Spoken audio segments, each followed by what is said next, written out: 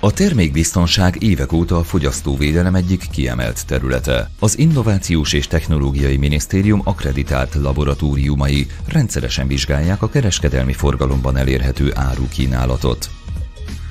Ha egy termék veszélyesnek bizonyul, a fogyasztóvédelmi hatóság nem csak arról intézkedik, hogy lekerüljön az üzletek polcairól, hanem indokolt esetben a vásárlóktól való visszahívására is kötelezi a forgalmazót, kereskedőt. 2018-ban 189 termék esetében jártak el így. Az ITM honlapján található egy lista a veszélyes, letiltott termékekről, de pozitív listával is találkozhatunk, amely a vizsgált jogkövető vállalkozásokat sorolja fel. A fogyasztóvédelem kiemelten védi a fokozottan kiszolgáltatott vásárlói réteg érdekeit. A gyógyászati segédeszközöket igénybe vevők száma meghaladja az évi 1 milliót. Ez körülbelül 4 millió beváltott vényt jelent.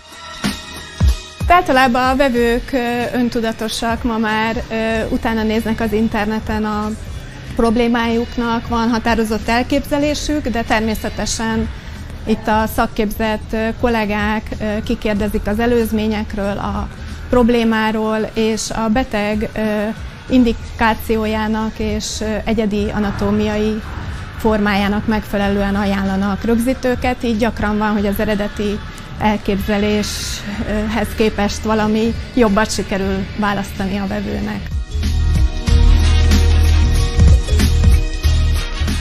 Sokat fájt a hüvelykujjam, és kiderült, hogy inhüvelygyulladásom van, erre vásároltam egy hüvelykujjrögzítőt.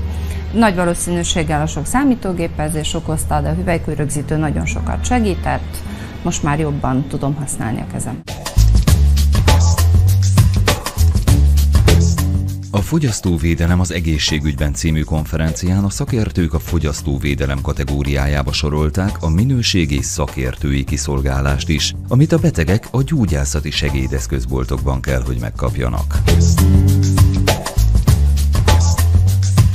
A kiszolgálási díjról beszélünk áttételesen, akkor amikor fogyasztóvédelemről beszélünk, fogyasztóvédelem, azt látjuk, hogy mennyire fontos kérdés, ebben mi akkor tudunk partnerként segíteni, és mindenkinek a segítségére lenni, hogyha valamilyen méltányos kompenzáció megjelenne a gyógyászati segédeszközboltokban is.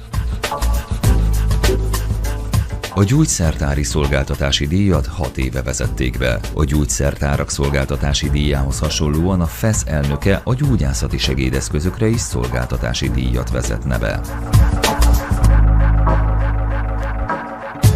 Az eszközöknek az előállítási költsége növekedett, és az eszközöket ugyanakkor fix áron finanszírozza a társadalombiztosítás. Ez azt eredményezte, hogy eltűnt az a díj, ami a szolgáltatás, illetve a kiszolgálásnak a díja volt az elmúlt időszakban.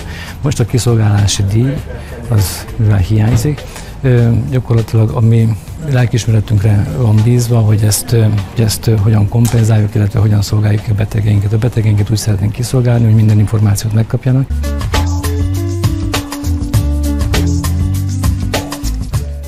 A kormány tavaly novemberben jelentette be, hogy 37 milliárd forinttal emeli az egészségügyi alapkasszáját a gyógyítás minőségének és hatékonyságának növelése érdekében. 6,5 milliárd forinttal emelkedett az összevont szakellátásra, több mint 23,5 milliárd forinttal a gyógyszertámogatásra, csaknem 6 milliárd forinttal az egyéb gyógyászati segédeszköz jogcímre, és mintegy 900 millió forinttal a kötszertámogatásra fordított összeg.